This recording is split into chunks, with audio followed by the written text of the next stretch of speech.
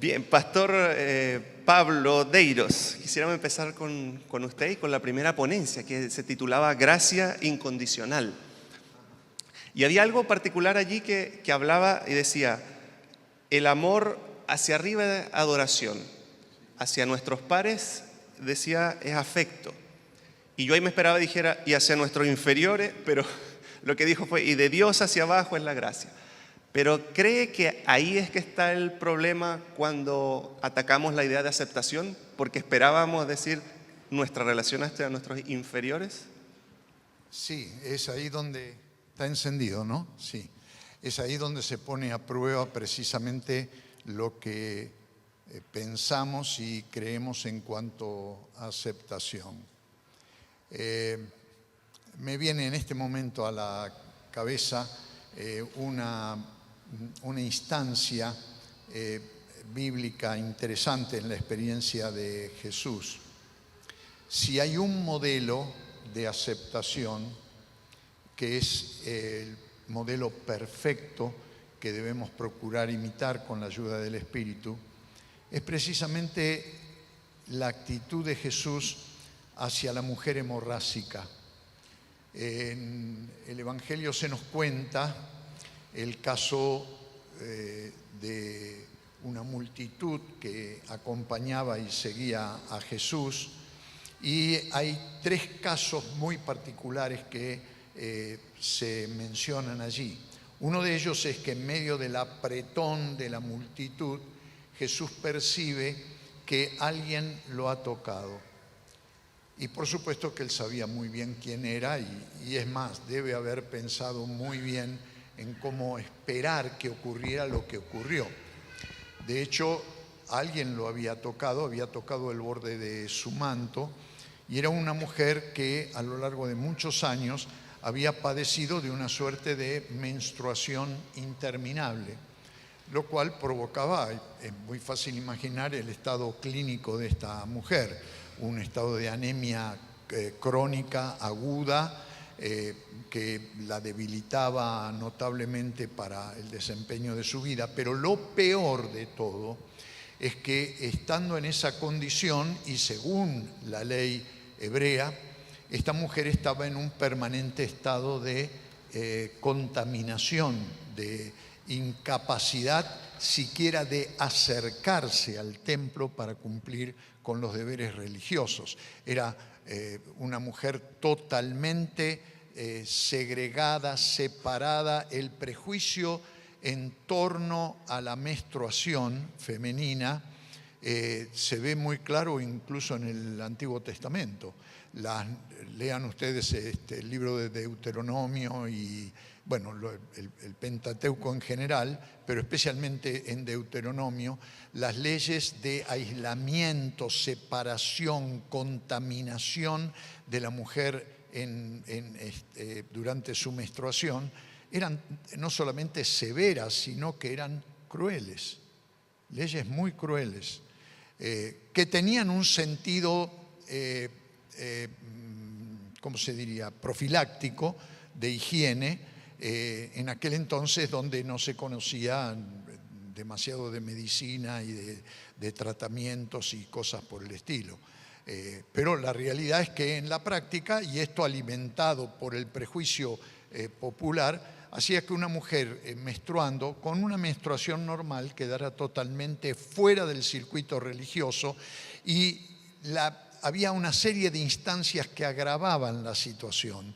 Alguien que tocara la ropa de la mujer quedaba contaminado. Si la mujer tocaba a alguien quedaba totalmente contaminado. Y si ese alguien era un rabino o un sacerdote, la mujer cometía un delito que podía terminar en la liquidación por apedreamiento.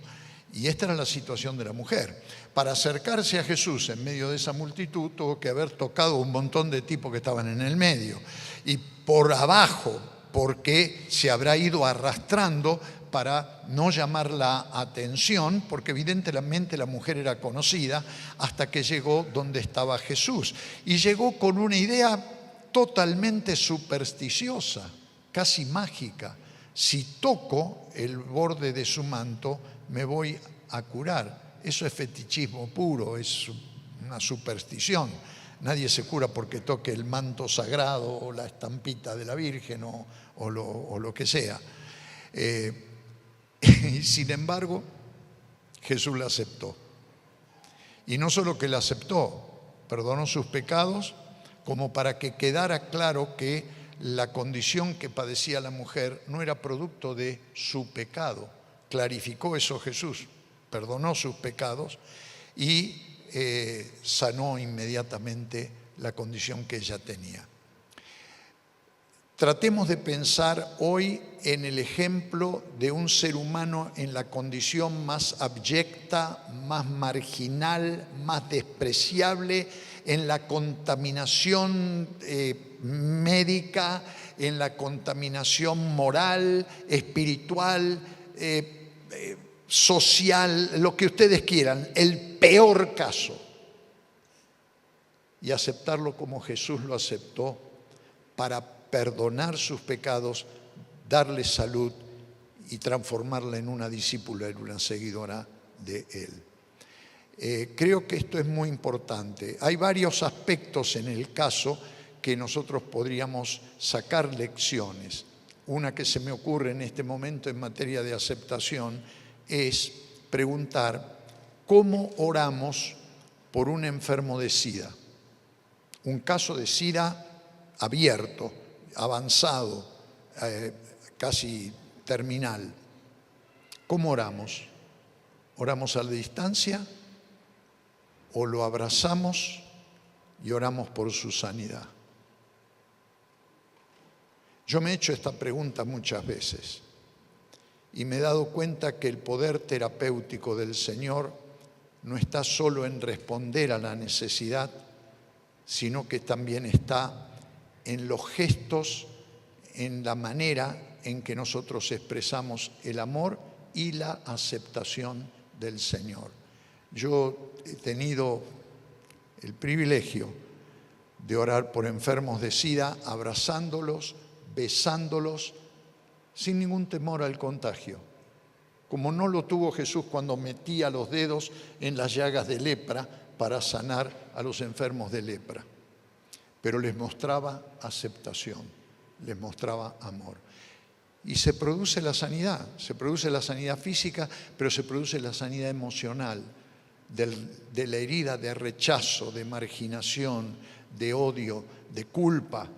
Muchas veces estos enfermos de SIDA vienen enfermos por transmisión sexual y especialmente por relaciones de tipo homosexual. Y entonces se juntan una serie de elementos que terminan en el rechazo, que agrega enfermedad a la enfermedad, que ya es un problema muy, muy serio. Y nuestra responsabilidad es aceptar lo que hizo Jesús con la mujer hemorrágica, aceptarla, y yo creo que Jesús debe haberla acariciado y debe haber mostrado con su mirada y con su gesto y sus palabras todo el amor que Él tenía por ella para transformarla en una nueva persona. Muchas gracias. ¿Aló? Muchas gracias, pastor. En la siguiente ponencia, el profesor Cristian Cabrera habló acerca de hospitalidad, pero hospitalidad también con otra palabra. Hablaba de migraciones, de migración. En estos tiempos, entre la primera y la segunda vuelta, en estos tiempos de crispación política quizá, de polarización política, pero también de realidades que han ido increciendo en tema de migración en Chile, ¿cómo podemos ser una comunidad que abrace esta idea de aceptar ante esta realidad? ¿Cómo como creyentes podemos ser luz ante esta realidad que se está viviendo para poder mostrar también el amor de Cristo y esta aceptación? Bueno, yo usé el caso de la migración porque primero es una realidad que estamos viviendo, que está desafiando mucho a la sociedad chilena, pero también está desafiando a las iglesias. Es una situación, yo creo que viene a incomodarnos, y voy a explicar por qué utilizo la palabra incomodar. Porque cuando uno indaga en la hospitalidad bíblica es bastante más radical de lo que nosotros la entendemos en el mundo contemporáneo. De hecho, la persona que era recibida en un clan, en una familia, y se le daba asilo, pasaba a ser la persona más importante en ese momento dentro de la casa. Incluso algunas personas conocedoras del mundo bíblico dicen que incluso casi pasaba a ser como el dueño de la casa. Esa idea de hospitalidad nosotros no la conocemos. Nosotros invitamos a alguien a nuestra casa, por supuesto nos incomodaría mucho ver a una persona que hace uso de todo lo que nosotros tenemos sin nuestro permiso. Es otra forma de ver la hospitalidad. Pero si hay algo que aprender de la hospitalidad bíblica, que puede ser una imagen interesante para pensar la iglesia contemporánea, es que nosotros necesitamos ser incomodados. No hay una experiencia del Evangelio que no implique verse incomodado, verse provocado. Y yo creo que esa forma de hospitalidad que podemos ver en el mundo bíblico, si nosotros queremos realmente abrazarla, debemos abrazar ese componente de incomodidad, que nos saque de nuestro lugar, que ponga en cuestión nuestros bienes, que ponga en cuestión nuestros espacios, que ponga en cuestión nuestra forma de ser iglesia. Necesitamos experimentar, yo creo, de nuevo el Evangelio con esa dimensión del Evangelio que es el Evangelio que nos golpea un poco, ¿no? Que nos golpea en nuestra comodidad, en nuestra forma de ser y de hacer iglesia, de nuestros recursos, de lo que nosotros un poco también buscamos en la aceptación, porque a veces hay aceptación que no es aceptación. Por ejemplo, aceptar al otro dentro de los parámetros de lo que yo considero los criterios a través de los cuales yo te voy a aceptar. Yo creo que el Evangelio nos ayuda a repensar la relación con el otro y que muchas veces rompe esos criterios en los que nosotros delimitamos la forma en que vamos a aceptar al otro. Te acepto bajo estas condiciones. Te acepto si eres así, te acepto si, etc. Entonces, por eso creo que la migración viene a incomodarnos y tenemos que poner atención a eso antes de reaccionar con el nacionalismo típico de los países.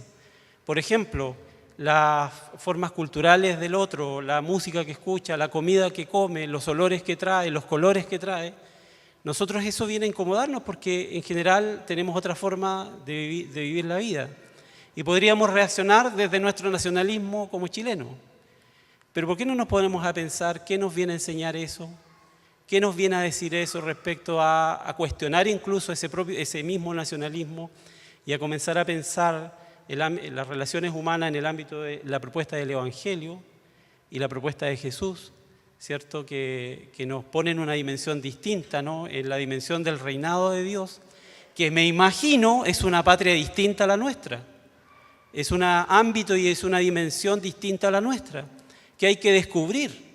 Pero para eso, y esto lo digo yo sabiendo que también a mí me causa problemas, en esa dimensión donde también yo me tengo que ver incomodado hasta en esa identidad nacional, ¿cierto?, que yo tengo. No estoy diciendo que por eso renunciemos a nuestra identidad, pero implica abrirse a ese espacio, a esa patria, como dice la carta de los Hebreos también, ¿cierto?, que acaban de ser mencionadas acá, la patria celestial, que significa mirar la realidad humana desde otro lugar, desde otro lugar.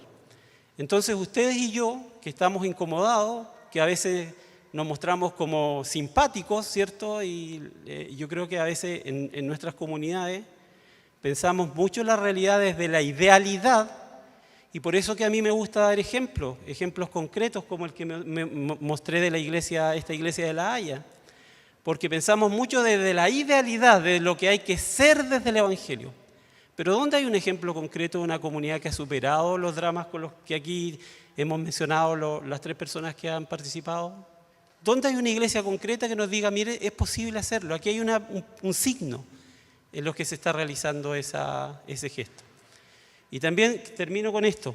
Como me gustan los ejemplos, y creo que los ejemplos son, de hecho, son signo vivo de qué significa encarnarse en la realidad o responder adecuadamente a la realidad, porque yo considero que la hospitalidad viene a desafiarnos en nuestro discernimiento también. La hospitalidad es un desafío permanente y hay una serie de problemas que hay que aprender a sortear. Y necesitamos esos problemas para poder discernir otra vez el Evangelio, una y otra vez, y saber qué hacer, porque no siempre sabemos qué hacer. A veces reaccionamos mal y respondemos mal a las realidades que nos desafían. Y doy este último ejemplo. A nosotros como comunidad nos tocó ir a acompañar a personas que perdieron sus casas, a un sector en la quinta región donde, si ustedes recuerdan, el incendio arrasó con poblaciones completas. Y como comunidad, nosotros somos una comunidad pequeñita, siempre hemos tenido la iniciativa de ir a ayudar en lo que podamos, con recursos y todo. Y nos tocó ir a uno de los cerros en Viña del Mar, en la quinta región, a ayudar, y llevamos cosas y todo. Y conocimos a una pequeña comunidad cristiana, que no voy a decir su nombre ahí, pero sí, después puedo decir con más detalle. Conocimos a una comunidad cristiana en medio de la catástrofe de los incendios, en esa zona de guerra, porque parecía realmente una zona de guerra. Se les quemó su templo, perdieron su templo, el incendio lo arrasó, quedó parada solo una pequeña casita ahí.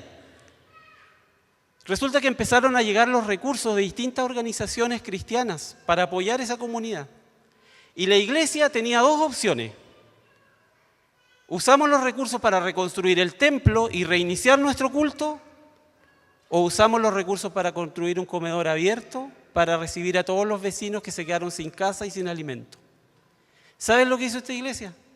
Por supuesto, no necesitamos templo todavía. Vamos a construir el comedor para recibir a nuestros vecinos. Y ese lugar, después de ser comedor, se convirtió en lugar de culto. Culto y comedor.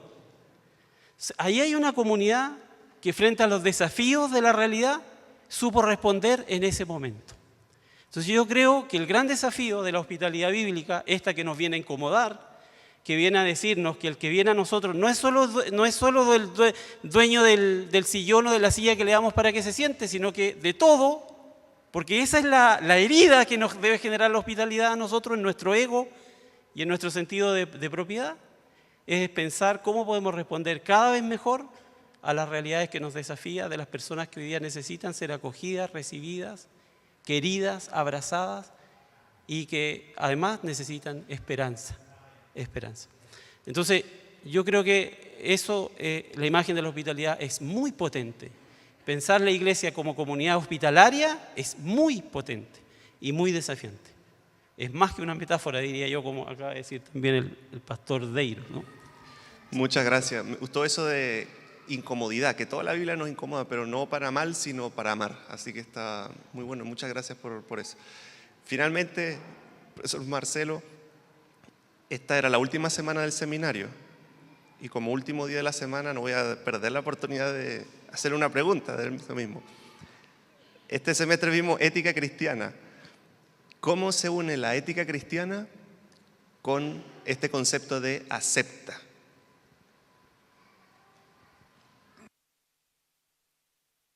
Aló. En 3 minutos, digo yo. Lo que pasa es que nosotros tendemos a separar, y digamos, Moisés sí fue un buen estudiante, con algunos que están por aquí también.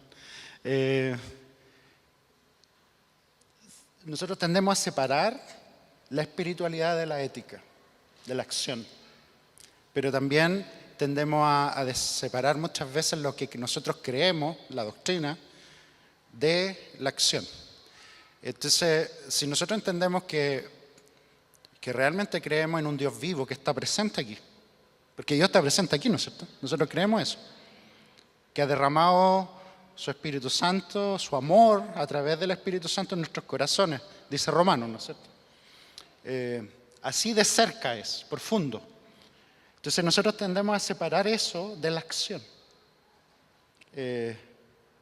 Imagínate lo que significa, para mí esto de verdad que a mí me emociona decir, como dice Romanos 5:5, que el Espíritu de Dios, estamos hablando del Espíritu del Creador, el espíritu que ha creado todo esto, las galaxias y todo eso, habita en nuestros corazones, presente aquí.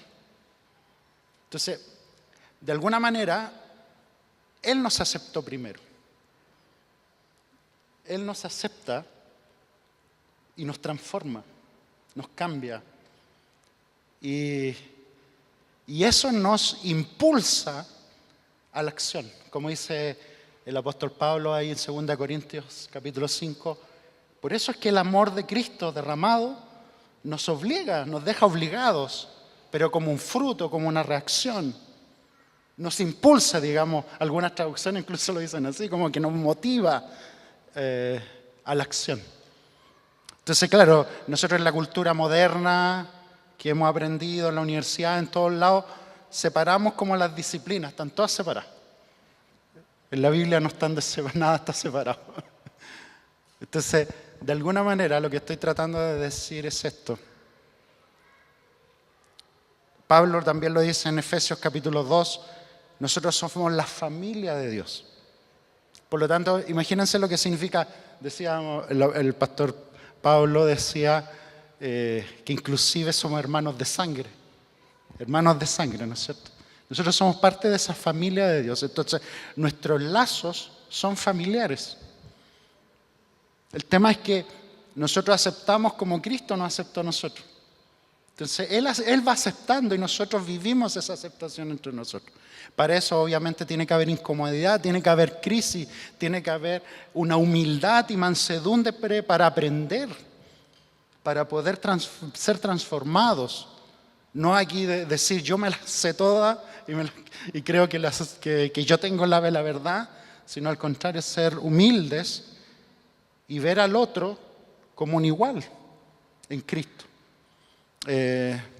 Entonces, esa aceptación se tiene que vivir en la vida cotidiana. Bueno, yo tengo varios ejemplos en mi propia vida, que a mi amigo Cristian le gusta dar ejemplos, pero quiero dar un ejemplo cortito. Yo empecé trabajando en una comunidad bien pequeñita, en una población en Concepción, de mucha necesidad social. Y se acercó uno de los borrachitos del barrio que se paran en las esquinas. Uno de ellos se acercó y venía. Y venía solo porque la mamá había sido miembro de esa comunidad pequeñita. Imagínense, éramos como 15 hermanos, 15. Y siguió viniendo. Nosotros lo acogimos como iglesia. Yo siempre cuento la historia y me emociona el famoso Yayito. Y lo recibimos con amor. Después yo me juntaba con él a tomar once una vez a la semana. Orábamos juntos. Las hermanas de la iglesia, los hermanos lo seguían acogiendo. Hasta que él un día tuvo una experiencia bien rara. Se cayó al hospital y el doctor le dijo: no puedes tomar más. Así que por ahí, al no poder beber alcohol, de alguna manera tenía que hacer algo también. Bueno, él con el tiempo aceptó al Señor, se bautizó y también terminó siendo el guardatemplo, imagínense. Lo que estoy diciendo es que la iglesia a propósito puede encarnar esa aceptación. El borrachito del barrio, imagínense, yo no sé si ustedes pasan por aquí por la calle, ¿cuántas personas pueden haber votadas? Ayer me di una vuelta por la plaza, es impresionante la prostitución en la plaza de armas, es impresionante. Y uno dice, ¿y a esas personas también las va a acoger? ¿Las vamos a acoger? Y la respuesta es sí. Bueno, termino con la historia. Él falleció de un paro cardíaco años después. Él siempre me dijo, yo voy a morir de un paro cardíaco. Así que hasta profetizó su muerte. Y sus hermanos, que no eran cristianos, el día del funeral me dijo: gracias, pastor, gracias, porque ustedes dejaron a mi hermano, lo dejaron muy bien. Y yo le dije: no fuimos nosotros, fue el Señor. Pero el Señor usó la comunidad para transformar las personas. Entonces, la aceptación, el Señor nos usa a través de la aceptación para transformar vidas. Eso era lo que quería decir. Muchísimas gracias. Con esto damos ya por finalizado el día de hoy. Un gran aplauso a los 3 expositores.